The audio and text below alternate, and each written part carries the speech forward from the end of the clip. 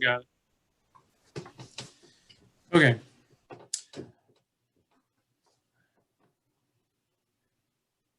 Yeah, it should be recording. So I will be the first presenter, and for those that don't know, my name is Jeff Mengler. I am the president of FREP, as you might have gathered. I work for Hay & Associates, a local consulting firm. I have about, I guess, 34, 35-ish years of experience in the wetlands world. And so this was suggested as a topic to provide some updates on changes to our wetland regulations and what's going on with that, how are wetlands protected. So I'm going to share information on the changes at the federal level first, and there were significant changes made under the Trump administration. And then I'll comment briefly on the state regulations, and then Rob, Spring, and Joanna will provide us with some perspective on our local county regulations that are really where we have to pick up the slack these days on protecting wetlands in our watershed.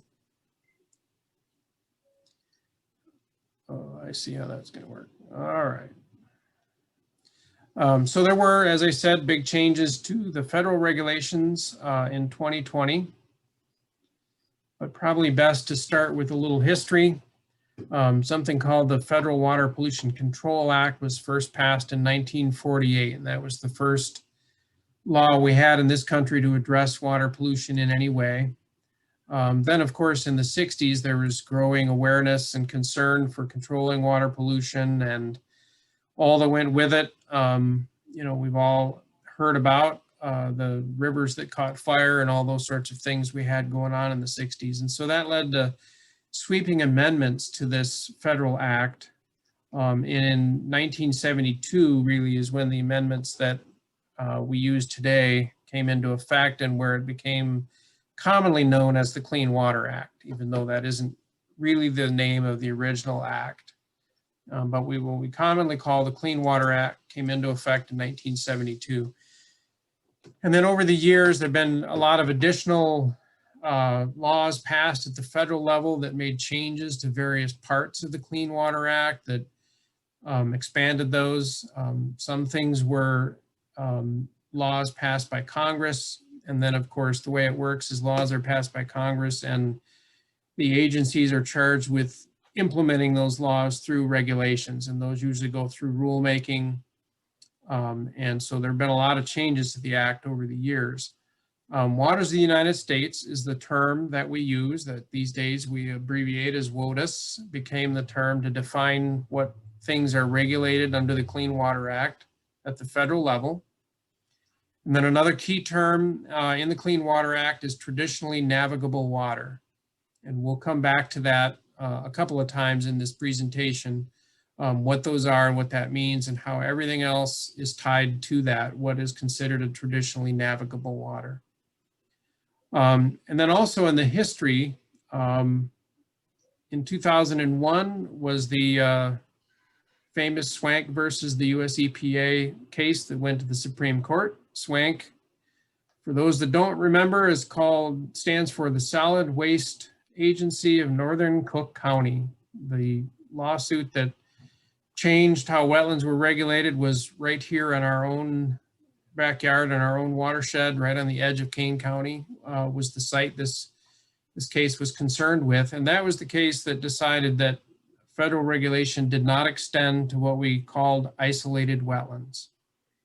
And it sort of established then the need to differentiate between an isolated wetland and a waters of the US or a federally jurisdictional wetland. Prior to that, they were all regulated under the Clean Water Act. So since that time, we've had a lot of different definitions of what is a waters of the US. And then different definitions have been challenged in the courts. And some of those challenges gained traction, some were struck down.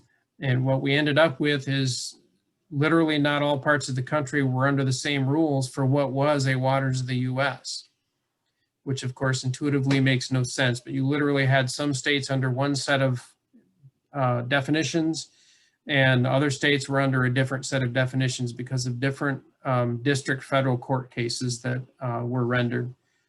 And so that created a lot of confusion for those operating at a national level. Even consultants, that worked in multiple states had to keep track of these things. And obviously it's not intuitive that waters of the United States aren't defined the same in all of our states.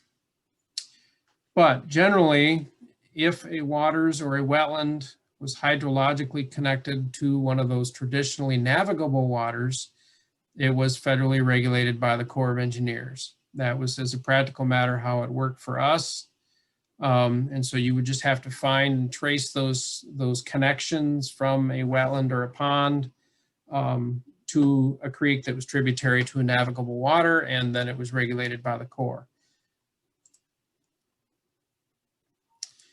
Then, of course, that all changed this year in 2020, skipping some of the little intermediate details in there, but in 2020, a new rule called the Navigable Waters Protection Rule was issued, and it went through the rulemaking process, both by the Corps of Engineers and the US EPA. It redefined what is a jurisdictional waters of the US, and it replaced all of those prior definitions. So the good thing was it made it the same across all 50 states. We didn't have this thing where different states had different rules depending on the court district they were in. It's the same for everybody. But make no mistake, it did significantly reduce the amount of wetlands that were under federal protection of the Clean Water Act. And so I'll talk through some of those details, the things that didn't change, the things that did change, and then where that left us with more wetlands not protected under the federal rules. So under this new rule, basically there are four main defined waters of the United States. One is the territorial seas and traditionally navigable waters. So territorial seas, we don't have any of those in our watershed, so I won't say any more about that. Traditionally navigable water, I said we'd come back to that a few times, and we will. I'll show you what those are in our area and how that's defined. Then the second part of waters of the US now are tributaries. The third part is lakes, ponds, and impoundments of jurisdictional waters and adjacent wetlands. And so on the surface, it might not sound too bad, but we'll dig into the details a little bit here. So waters which are currently used or were used in the past or may be susceptible to use in interstate or foreign commerce, including waters which are subject to the ebb and flow of the tide, is the official legal definition. It's important to note that the whole basis of the Clean Water Act is hung off the Commerce Clause of the Constitution. So that's why there's this part in here about foreign commerce. They decided that's what gave the federal government the constitutional ability to regulate wetlands in each state, was if they were somehow tied to commerce that might cross state lines and even international borders. As a practical matter, traditionally navigable waters are what you would think. They're streams, rivers that had boats, barges, or even paddlecraft in them at some point. In our area, this is the official list of traditionally navigable waters that the Corps of Engineers has published. This is on their webpage. So you can see for us, it includes the Fox River and the Chain of Lakes, but it generally doesn't go down any finer than that. The Fox River is our traditionally navigable water. Luckily, there was that other bullet. One of those four was tributaries. So tributaries, a river stream, are similarly naturally occurring surface water channel that contributes water to that navigable water. And so that seems pretty straightforward, pretty intuitive. Any of our named tributaries are going to be jurisdictional because they contribute water to the Fox River. We'll come back to issues like a perennial stream versus intermittent versus ephemeral and ditches, because they've pulled some of those out a little bit. But generally all of our tributaries are still considered under federal jurisdiction. So this picture on the left is Flint Creek. The one on the right is Otter Creek, just as a couple of examples from our watershed. Then one of the other bullets under waters of the US was lakes, ponds, and impoundments of jurisdictional waters. So standing bodies of open water that contribute flow to a traditionally navigable water. in a typical year. So again, that's fairly intuitive. That's pretty good. Although one example that I'm going to give here that I think we're still going to have clarified how this will be interpreted under the current rules. This picture is of Crystal Lake. So Crystal Lake is a natural lake. It discharges to Crystal Creek. Crystal Creek is a tributary to the Fox River. So ultimately, Crystal Lake has flow that leaves the lake and ends up in the Fox River.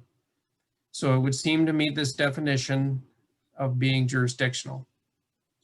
The only reason I bring it up as kind of a gray area is there is a chunk of Crystal Creek that is in a pipe. And it's been in a pipe since I was a little kid because I lived across the street from where it is in a pipe, literally like when I was 5 years old. So it's been in a pipe for a long time there, and it's a pretty good reach in the heart of the city of Crystal Lake, where Crystal Creek is not a surface water. So what I don't know yet is, will the Corps of Engineers interpret that connection as being enough to call the lake under federal jurisdiction, or did Crystal Lake just become an isolated water because it doesn't have a surface connection?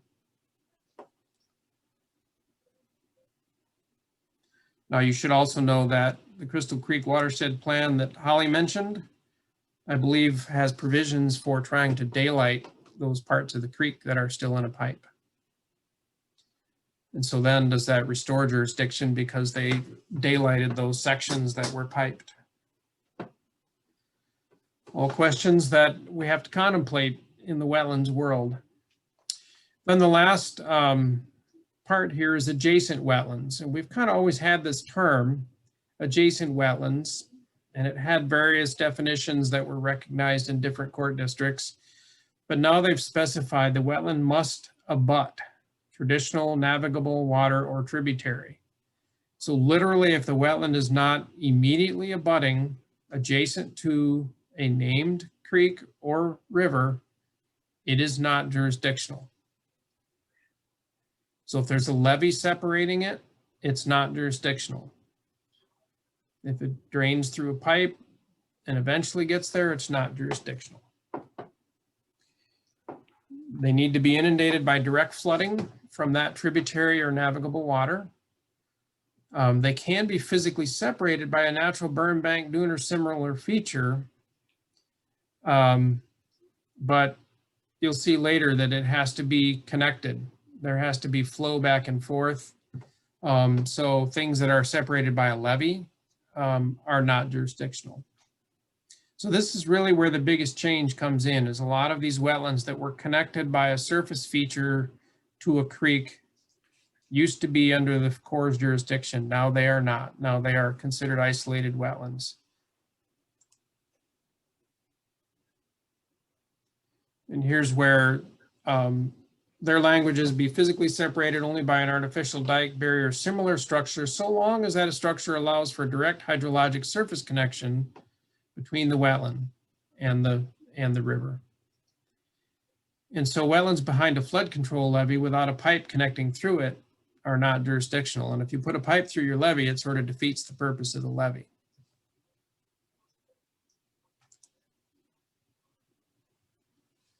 This is a little graphic that US EPA prepared. These are the cases that really didn't change in this latest redefinition of what is the waters of the US. Dry washes and ephemeral streams were not jurisdictional before. Many farm ditches, this may be a little more clearly defined in the new regs, in that if the ditch, like the ditch shown in this picture, you know, that looks, it could have been a tributary, but if it's just an ag ditch that wasn't there before, and it's not in hydric soil, it wasn't a named stream before, it's just an ag ditch that flows to a named stream, the ag ditch is not regulated. Only the named stream tributary is regulated. And so that may affect a number of the streams in the western part of our watershed. Roadside ditches generally have been excluded in the past. The key there is if they're in an area that has any connection to a navigable water or a tributary. Isolated wetlands, we talked about that. That was a term that came into being after the Swank case. Farm and stock watering ponds have always been excluded. And then stormwater runoff and stormwater management features are generally excluded from federal jurisdiction. In this rule, they went on to very specifically say that groundwater, including groundwater drained through subsurface drainage, is not included in any way under the Clean Water Act.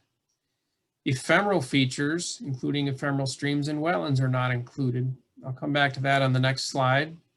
Stormwater runoff, stormwater facilities generally haven't been included in the past, but they were very specifically excluded this time.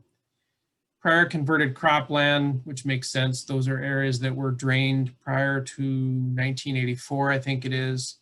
And then, of course, ditches that are not navigable are named tributaries, as I said.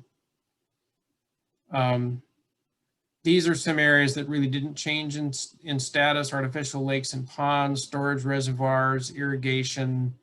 These kinds of things have always been excluded from the federal regs. Water-filled depressions that were incidental to construction. A lot of developers get in trouble with this because they get the site half graded and then they run out of money, and then the place fills up with water and starts to grow cattails. And is that really a wetland? Generally, unless they're in areas of hydric soils that were otherwise jurisdictional, they've been excluded from federal regulation. And then, as I said, stormwater control features. Now, so for example, this pond that's in the corner here, this is a stormwater pond that was constructed. It had this little wetland shelf built all the way around the edge of it and carefully planted with wetland plants as a best management practice. And it was all constructed for a project that was slated to go in before the economic crash in 2008. And then the developer walked away, and so the farmer's still farming all the land around it, but that pond is there and it looks like a wetland. But in fact, it's not under any federal jurisdiction because it was constructed as a stormwater management feature. It's not in hydric soil. And even though it looks and smells like a wetland today, it is not regulated by the feds.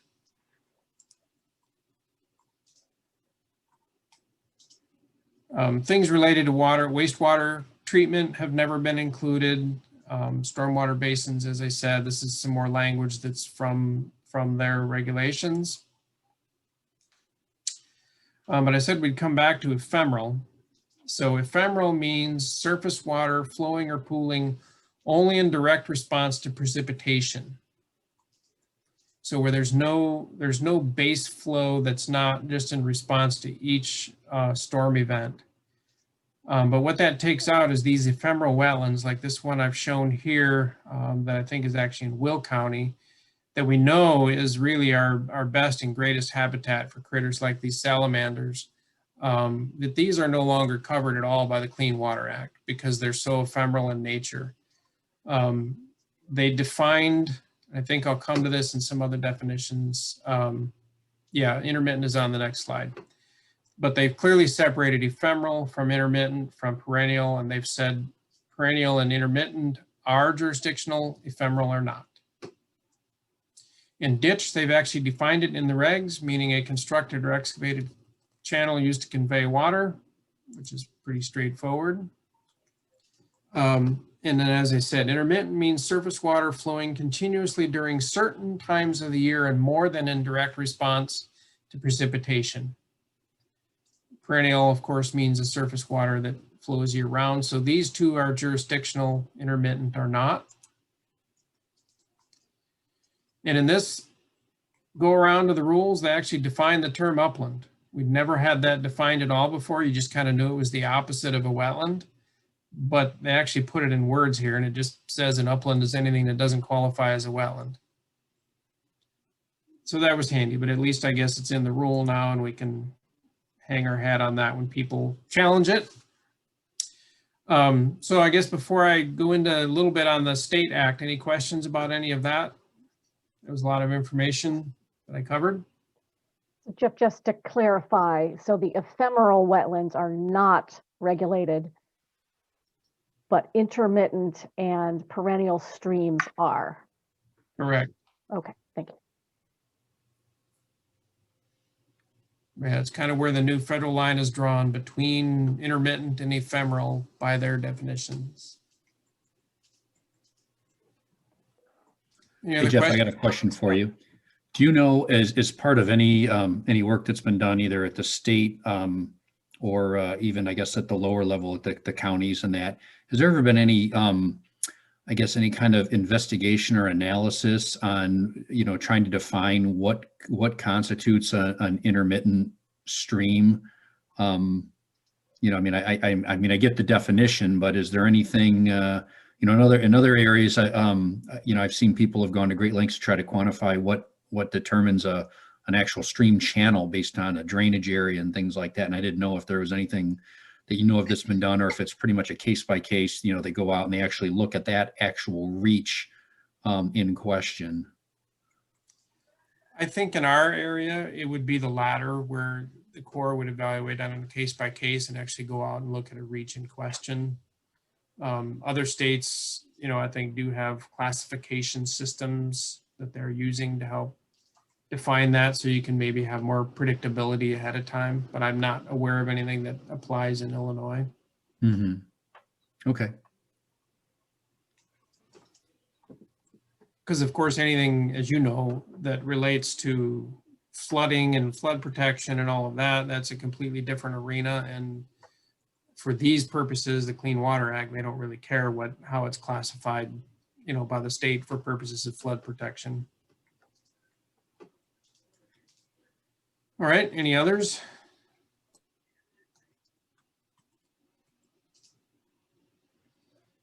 So there is an Illinois Wetland Protection Act, actually called the Illinois Interagency Wetland Policy Act of 1989.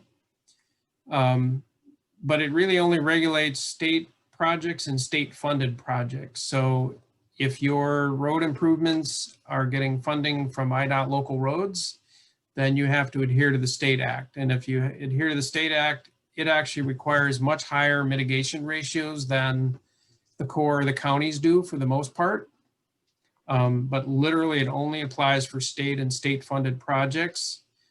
And I would also point out that things that get their funding from the IEPA revolving state loan fund, those are not covered by the act. It specifically excludes those. So in my experience, I've only really seen it apply to IDOT projects. I haven't really seen this act used for anything else, unless like the DNR is doing projects within their own state parks, then they have to follow the state act. Jeff, if I could ask, what about federal pass-through money, like EPA passing through federal 319 grant money? I haven't seen this applied to those. That's a good question, but I don't think I've seen it applied to those. Have you?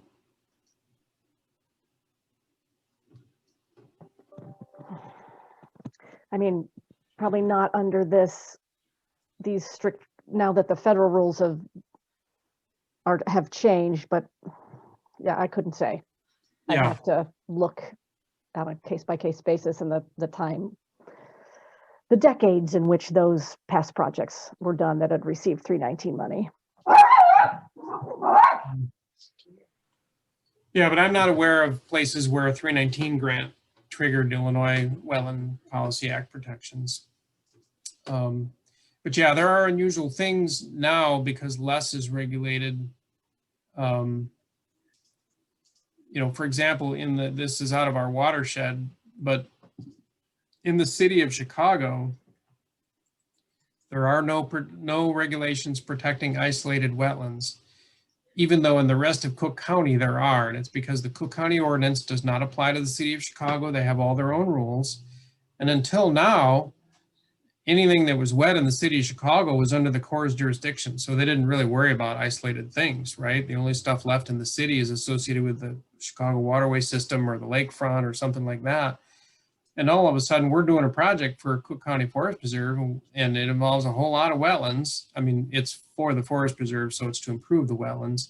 But there's nothing governing wetlands in the city of Chicago, because these are areas that I already had the Corps out and they said, nope, not in our jurisdiction. And the city looked in their regs and said, yeah, you know what? We don't regulate them either. So luckily it's a beneficial project we're doing, but somebody could do whatever they wanted.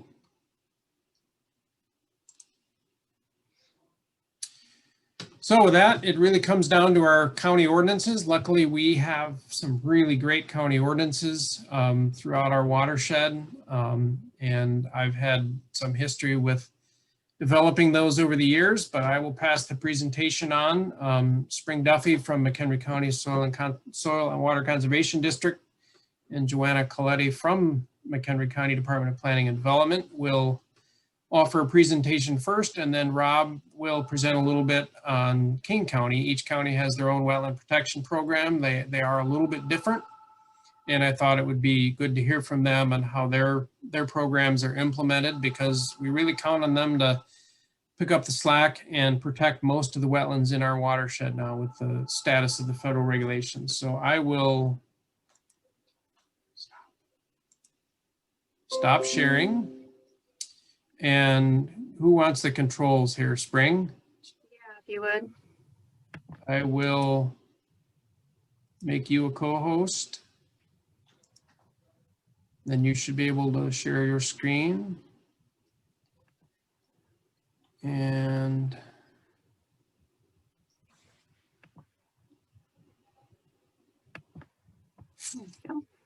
Everybody see that okay? And hear me okay? Yep. Okay. Thanks, Jeff, for that introduction. So I am the Executive Director with the Soil and Water Conservation District. I'm also the Wetland Specialist with McHenry County. And I'm going to tag team this presentation with Joanna, who is the Water Resources Manager and the Chief Stormwater Engineer at the McHenry County Planning and Development. So what we're going to cover is some of our wetland permitting processes, our regulations, how we handle violations, and also we'll do a quick overview of some of our general permits that are water related. So I'm going to first jump into how we handle applications that come in. So when an application first comes into the county, the stormwater staff at the county does do a kind of quick evaluation of the site. So they're looking for hydric soils, they're looking for depressional areas, they're looking at our wetland inventory maps to see if something shows up. They're also looking at aerial photos to see if they can see any signatures. If they see anything, then they forward that on to me over at the Soil and Water Office for further review. And I'm lucky I'm in the USDA office, so I do have access to the NRCS wetland inventory maps. I also have compliance slides right here, and there's some other layers that we've developed over the years. So if I see anything on that review that I do, then I go out into the field and conduct a site visit to verify what I've seen. Now, so if there is a wetland within the vicinity of that project, we do work with that applicant to try to modify the project to limit any impacts. If that is not possible, then we do require a wetland delineation to be completed by a McHenry County certified wetland specialist. We also at this time ask that they start coordinating with the Army Corps of Engineers to get that jurisdictional determination done. And we do offer PJDs where Brielle Cummings with the Corps and myself will go out to the site and determine jurisdiction in the field. Now, if it does happen to be Army Corps jurisdictional, then all those wetland impacts will be permitted through the Army Corps, and we will hold on to our stormwater permit and not issue that until we have received documentation that they have their Army Corps permit or that a permit is not necessary. So we kind of hold back on ours until they've received all those approvals. If it happens to be isolated waters, we then again work with them to try to minimize and avoid those wetlands as much as possible. That includes looking at the hydrology as well. So we want to ensure that after that project is completed during that 2-year, 24-hour storm event, no less than 80% of that original water or no more than 150% is traveling to that wetland now. Now, as far as mitigation ratios go, we have this nice table within our ordinance. And as you can see, for any impact under 1/10 of an acre, they are exempt from mitigation. For your standard wetlands of kind of lower quality, anything over 1/10 of an acre would be a 1.5 to 1 mitigation ratio. Anything that's considered a high functional value is a 3 to 1. Those high quality aquatic resources and the high habitat sites are 5 to 1. If they happen to impact the wetland before they actually receive a permit and are not restoring it back to those previous conditions, then we do charge them a 5 to 1, no matter what the quality of that wetland is. And then we have a 1 to 1 mitigation ratio for any restoration, enhancement, or temporary impact that may occur. I did mention high quality aquatic resources. If you're not familiar with that term, it is defined in our ordinance pretty well. Those are those unique features that are in our county.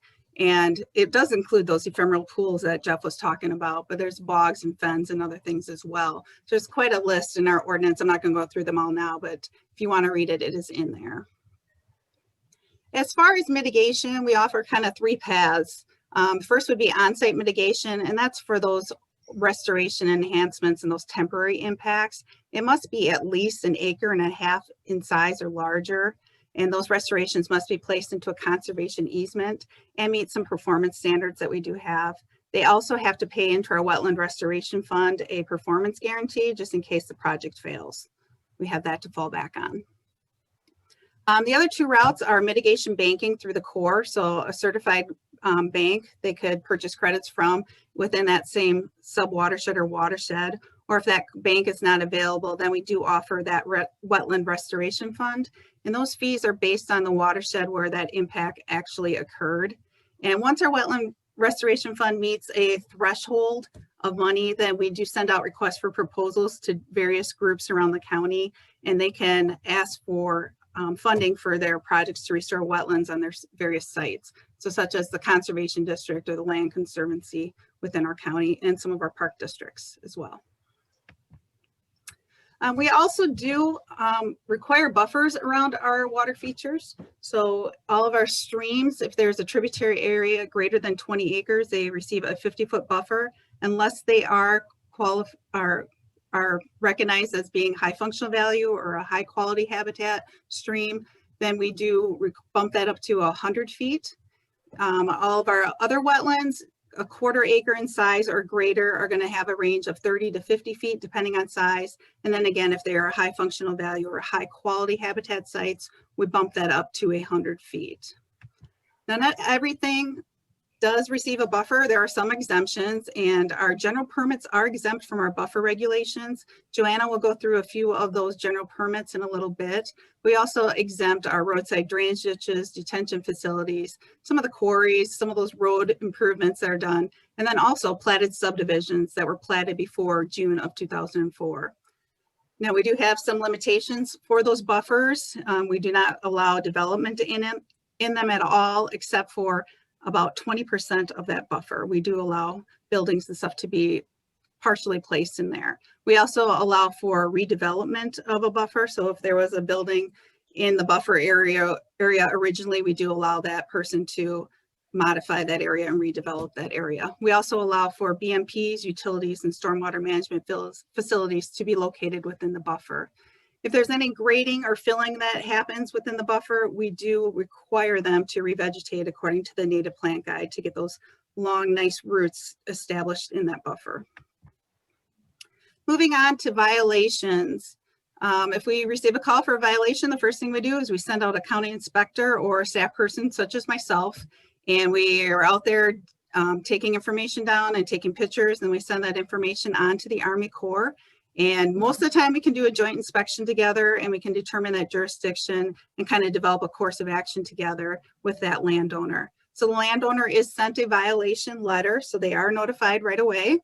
And if they are uncooperative, we do have the potential to send them to court, so they can argue that in front of a judge if they do not want to cooperate with us.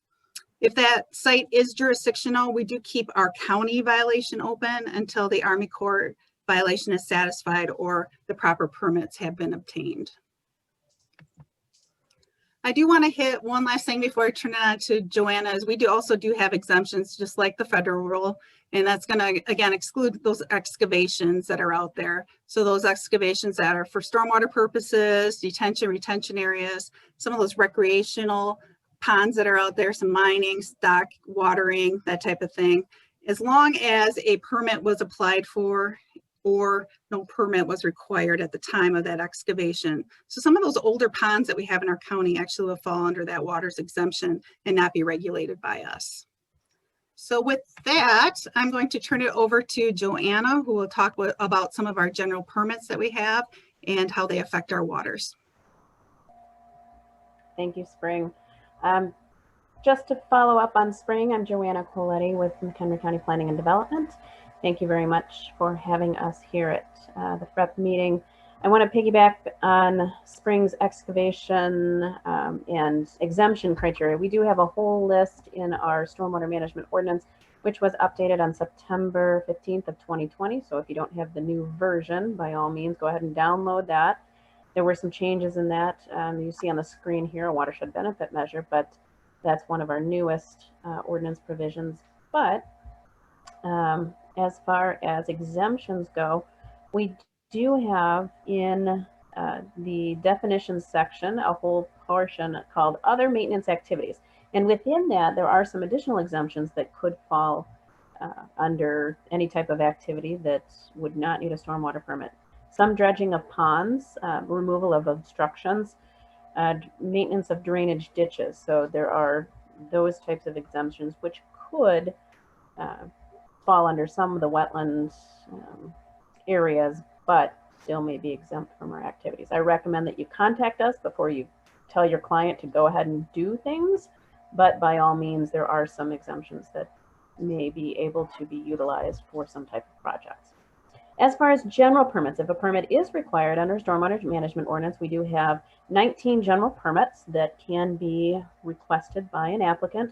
Watershed benefit measure, as I mentioned, is our newest. This we're trying to get people excited, involved, wanting to put in BMPs, wanting to put in green infrastructure to help the environment, help the watershed. And this is one way that we can do that. With the watershed benefit measure, you'll see a whole laundry list down there that can be utilized for under this type of general permit. So any type of shoreline protection, buffers, filter strips, those would all fall under this general permit. Typically, our general permit stops at a half acre of disturbance or 20,000 square feet of disturbance and a half a mile for any type of shoreline stream bank protection. So this gives the opportunity for an applicant to exceed that limit up to a mile for a linear project or an acre of disturbance for a non-linear project. Our next one, again, dredging would be something that could be, instead of just a general ditch, as we had mentioned, there are some named tributaries out there.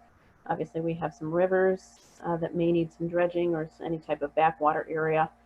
Those would need a permit, but here's some of the criteria. Again, the half a mile, exceeding of a half a mile is one of the big criteria for this ordinance permit. The next one, wetland restoration and enhancements. You'll see some of these criteria here. I'm not going to read them all. There's lots in each one of these, but again, keep in mind that if you're doing any type of restoration, a permit would be required, but we could get you under that general permit for any type of maintenance activities or restoration of a wetland area. And I think finally is our, or maybe not, shoreline and stream bank protection. In this, you'll see that many of our projects in our watersheds, people want to do some improvements. So in this case, we've got 1,000 linear feet for no, I think it's the other way. I think it's the other way around. But don't quote me on that. Look at the ordinance for exceeding, I think it's 500 square feet for vegetative and 1,000 feet for, or opposite, sorry. 500 for structural and 1,000 linear feet for vegetative. But keep in mind, it's only one side of the creek or one side of the channel. So if you're doing both sides, we're going to double that. So keep that in mind if you're doing any type of permitting. That's where this one comes in. Again, you can put in riprap. Obviously, it would be necessary in some cases if you wanted to put in any type of other type of shoreline protection measure. By all means, that could be a possibility too. Sorry, I'm looking this up while we talk here. And then finally, the last sheet here, storm sewer outfalls, drain tile outfalls, and outlet channels. Those may need a general permit depending on the location. So if you're in a wetland, going through a wetland, outletting into, let's say, a tributary or anything like that, that obviously would need a permit, and this is where it would fall. It could fall under. And keep in mind that we do not, and in some cases that it could be exempt that you could put in a drain tile, fix a drain tile. So keep that in mind, but the outfall is where you would get dinged or you would need to get the permit for. So the specific installation of the tile may not need a permit, but when you start punching out into a wetland area or into the floodplain, that's where the rules of the ordinance start coming into play. Okay. And with that, I think that is it for us. I know Rob is up next, but if you have any questions, I suppose we'll take those at the end, Jeff. Well, we can see if there's any questions specific to McHenry County now. Okay. Yeah, I just want to confirm it is 500 for structural in a shoreline stream bank protection, and then 1,000 linear for anything else.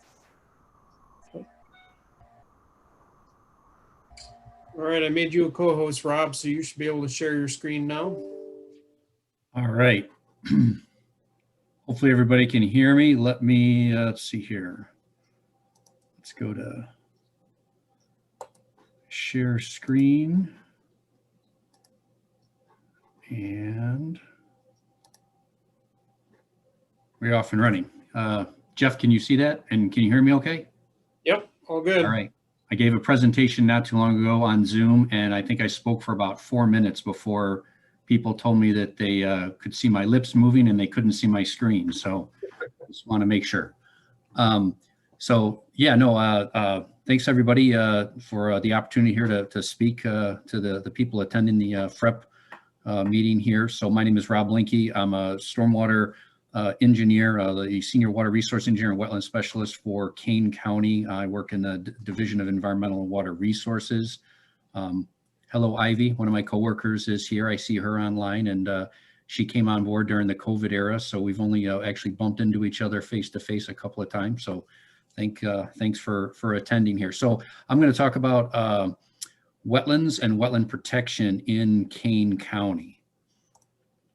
And of course, I always like to kind of start with kind of some general stuff. And I think I'm kind of preaching to the choir, so I'll move very quickly through this first couple of slides. But being an engineer, I'm a numbers guy, so I always have to share some numbers up front too. But generally speaking, you know, the county follows the Army Corps' definition of a wetland. You guys can read that there. Obviously, there's a lot of legalese in there to make sure that it covers, you know, these very specific areas. And so I'm sure that the lawyers worked on that very well, but that's what we abide by. And again, as everybody's aware, a wetland is, in a traditional sense, is defined by having those three components: the hydrology, hydric soils, and the hydrophytic vegetation. And we have a lot of different types of wetlands throughout the county. There's just a small list. I don't think I've run into or been through all of these.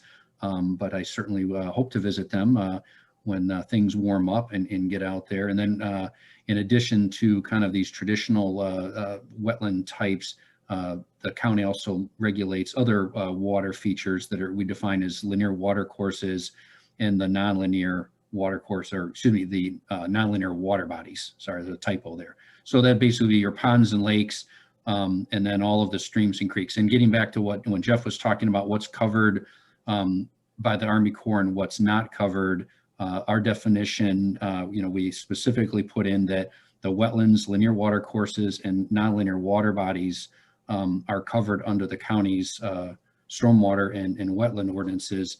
And the linear water courses, the definition there specifically does call out ephemeral, intermittent, and perennial creeks, streams, rivers, and online impoundments. So, so I think as Jeff had kind of alluded to, that even with the changes in the Army Corps' jurisdiction there, we still feel pretty confident that our wetland resources are protected here in Kane County.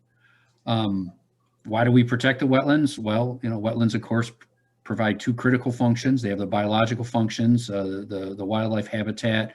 They preserve or support the species diversity. Matter of fact, a lot of our threatened and endangered species rely on the wetlands for all or part of their life cycles. They also are very important for the water quality in Kane County.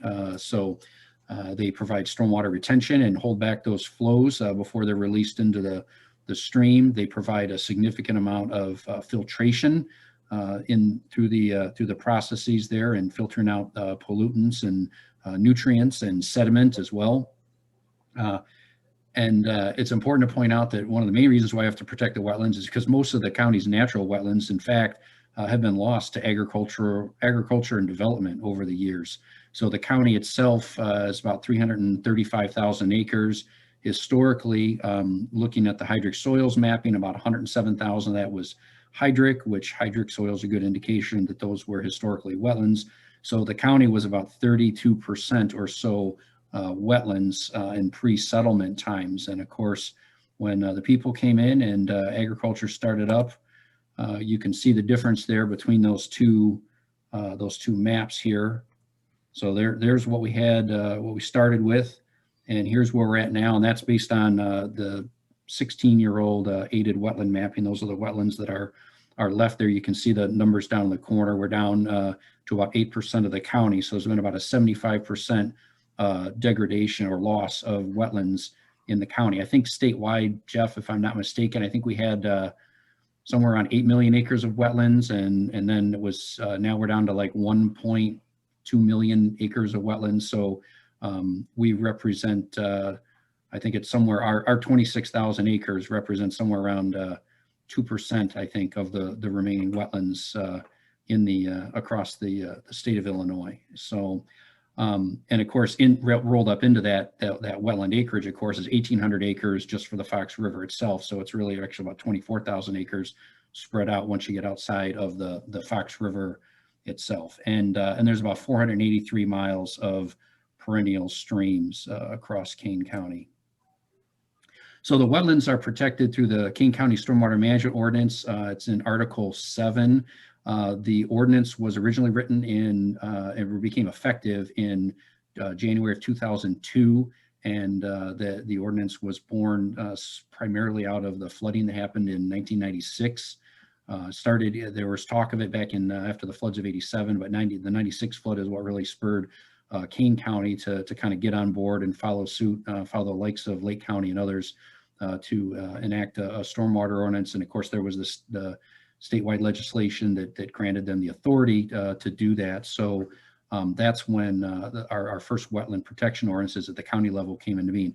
They were just recently updated just shortly before McHenry counties were updated. So in June of 2019, we made some revisions, and the way the wetlands are regulated in the county, in the unincorporated areas, our department, the King County Division of Environmental and Water Resources, has the regulatory oversight authority for wetlands in the unincorporated areas. But then most of the municipalities are considered certified communities, and so they review and issue their own stormwater permits for projects that involve wetlands. And that there's a few municipalities that don't. Some of the smaller ones, Virgil, Big Rock, I think Sleepy Hollow, and a couple other ones, they delegate that to us.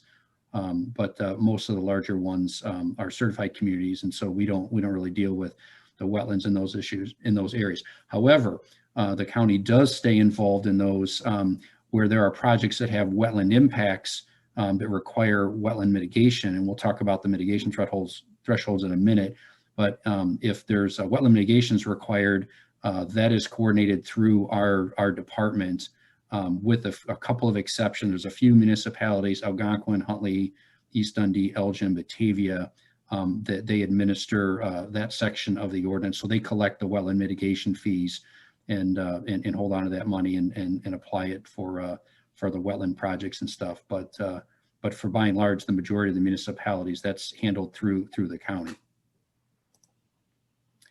So the regulatory process, and I'll kind of breeze through this very quickly. We won't go into too many of the numbers, but if a project contains a wetland or a water course or nonlinear water body, you have to get a stormwater permit. With very few exceptions, a project site that contains one of those features has to have a wetland delineation prepared as part or submitted as part of that stormwater permit that comes to us. Of course, we ask that all the applicants that have wetlands on their site that they obtain either a jurisdictional determination from the Army Corps or they supply us with a letter of no objection. And then if there are impacts on the site and the Army Corps has jurisdiction, obviously, just same as what Joanna had indicated in spring, that we require that the Army Corps permit be provided to us before we'll issue our permit for those wetland impacts that fall in a jurisdictional area. And certainly any jurisdictional wetland impacts, we require that they follow the Army Corps' requirements for the mitigation and buffers and so on and so forth. As far as the county requirements go, there's three basic rules that we have, or things that we require when it comes to the wetlands. First, we ask that they quantify the direct impacts to all the wetlands that are on site. They evaluate any off-site wetlands that are within 100 feet of the site. And that gets back to looking at making sure that we can preserve the buffers for those wetlands that might be just off the edge of a proposed project site. And then we also ask that they evaluate the indirect impacts. Again, it's very similar to what McHenry County does, and that's that 80-150 rule. And the goal there is we want to make sure that whether we're talking about an on-site wetland or a wetland that's immediately adjacent to a project site, that we don't want to have that wetland either be starved out by redirecting all of the flow away from that wetland, or we don't want it to be flooded out and putting all kinds of excess water in there. So if they don't hit those, if they don't fall within that envelope for the hydrology based on that 2-year 24-hour storm, then we consider that a wetland impact. And of course, all of this then, in order to determine those impacts, it requires that that's all determined during that wetland delineation. And so we have a process. Again, everybody follows the same process, looking at the ordinary high water marks for those linear water courses and water bodies, found the Army Corps' wetland delineation manual and the regional supplements for the traditional wetlands. And then, of course, if you have a farmed wetland, found the NRCS and Food Security Act methodology. When that wetland delineation is done, there's a floristic quality index. That's the key metric that's utilized, and we rely on that to determine what type of mitigation that needs to be done for the wetland if it is impacted. You can see there that there's 3 different types of mitigation options. Again, these are all pretty standard. They can do something on site, build their own wetland mitigation facility, and we have a whole set of rules and regulations that they have to follow there if they were going to do that, or they can buy into a wetland bank, or they could pay a fee in lieu. And then wetland impacts that are less than 0.1 acres for those isolated wetlands of Kane County, we don't require any mitigation. The exception being is if it is a high quality wetland with a FQI greater than 25, then there has to be mitigation. And then for farmed wetlands, we get a lot of farmed wetlands type projects in that here particularly in the southern and western part of the county. And mitigation is required if there's a land use change, or if that farmed wetland has been abandoned for 5 years or more. One of the changes that we made to the ordinance here in the last update in June was wetland mitigation, and it was required to be local, which makes a lot of sense. If we're filling in somebody's impacting a wetland in the Fox River watershed, we want to make sure that they're doing the mitigation in the Fox River watershed. But what we found, though, is that the reverse tends to be a little bit more challenging, and that if there's development with wetland impacts in the Kishwaukee watershed, we don't have any wetland mitigation banking traditionally in the Kishwaukee River watershed. So we did update the ordinance to allow folks to be able to do wetland mitigation or buy into a wetland mitigation bank outside of Kane County within the Kishwaukee watershed. Again, just so that the folks in that watershed are, continue to experience those benefits. Talk a little bit about wetland buffers.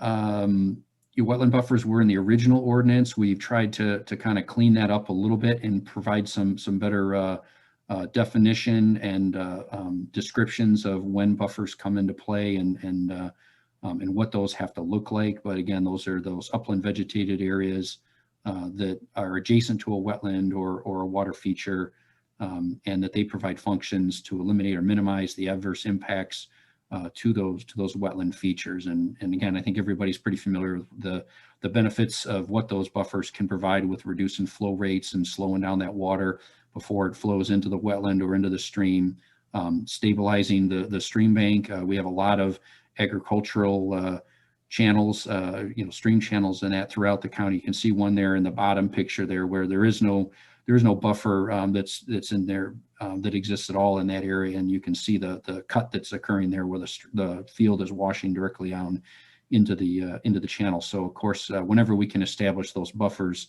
we would like to see those in there. And of course, they provide additional habitat and moderate water temperatures and all kinds of fun things. Generally speaking, the county requires a 50-foot buffer. You can see there's a lot of different thresholds there, largely defined, of course, for the isolated wetlands based on the FQI. But generally speaking, it's kind of a sliding scale depending on the drainage area for the linear water courses. And then, of course, we have a 100-foot buffer for any of those biologically significant streams. So those streams have an A or B quality. We'd like to see a 100-foot buffer or setback from those. So any buffers that are permitted as part of a project that has wetland impacts or is adjacent to that wetland, that the buffers have to be placed in a conservation easement to protect against any kind of future development or encroachment. And again, similar to what I think Joanna had mentioned, that there is a provision there that does allow for accessory structures or impervious areas. Our threshold is actually 15%. I think theirs was 20 for construction in that on-site buffer area. I think, again, one thing that was key to point out that once that buffer is established, if it's on private property, that does remain in private and it's not open to the public. I know some people would ask questions about that. And then as a part of that permit requirement for the buffer being established, it has to be monitored and managed for 3 years. We want to make sure that it's actually going to continue on and provide those beneficial functions. And then those reports are submitted annually for those 3 years to the permit authority. I'm just going to cover very quickly just a couple of quick general examples, so we won't go too much into the details here. But this is kind of a standard, I guess, approach or what we were thinking in terms of reestablishing a buffer. So if we have a project site, if it's large enough, and we see this all over in the county, right? We have agricultural areas where there is no, the stream corridor has essentially been encroached upon by row crop agriculture all the way up to the edge of the stream. And I can think of a couple areas, I think up in the Tyler Creek watershed where that graphic in the upper left is what the existing case was. And if you go out there and you look today, some of the developments have these gigantic stormwater basins that literally were built 20 feet, the top of the bank basically becomes the berm for the stormwater basin. And essentially, there is no stream corridor anymore. So in order to try to guard against those types of things from happening with our buffer requirements, the threshold is that if stormwater detention is required, then you have to restore that buffer. So it's not just about maintaining whatever existing buffer that might be out there if it's in the natural condition, but you actually have to go back and restore that area. So you can see in this case there, when a subdivision goes in, even though they're not proposing to impact the wetland itself, the buffer rule still comes into being there. And again, based on the drainage area or the quality of stream, that's how we determine whether that buffer is 50 foot or 100 foot, et cetera. And then we get a lot more of these types of projects, though, where it's a smaller scale. It's somebody's wants to build a pool on their property, and so this would be an example where a buffer would not be required. In fact, in this case, actually, a permit is not even required. But if we're under 5,000 square feet of disturbance and it's in an area that's not a functional buffer, it's not actually impacting the wetland. In a case like this, we would not require a permit to be issued. And then maybe kind of an in-between example would be something in which more than 5,000 square feet is being disturbed in a case like this, adjacent to Blackberry Creek, where there isn't a functional buffer inside of the fence line, but they are going to have to get a permit but in this case, we wouldn't require a buffer to be constructed in this case, because it's not a large enough project to require that stormwater detention, and because there's no functional buffer existing. We have a lot of resources online. If you just Google Kane County Stormwater Ordinance, it'll take you right there to this page here. And there's some really good information there. There'll be more presentations and overviews in that'll be put down in the bottom there. A presentation similar to this will be up there very shortly. There's some really good maps and things that are available there.